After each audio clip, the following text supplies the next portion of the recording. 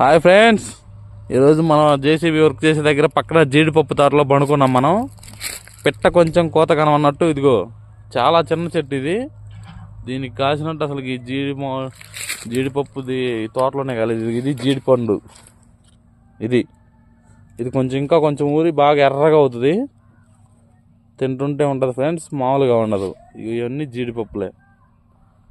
ఇంకా బాబాయ్ ఏదో చెప్తాడు ఏమని. చెప్పు బాబాయ్.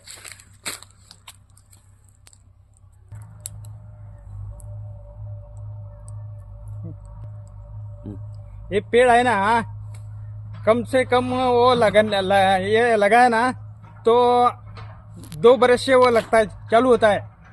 बाद में 2 बरस के बाद उसको थोड़ा 1 2 3 बरस पानी डालना पड़ता है।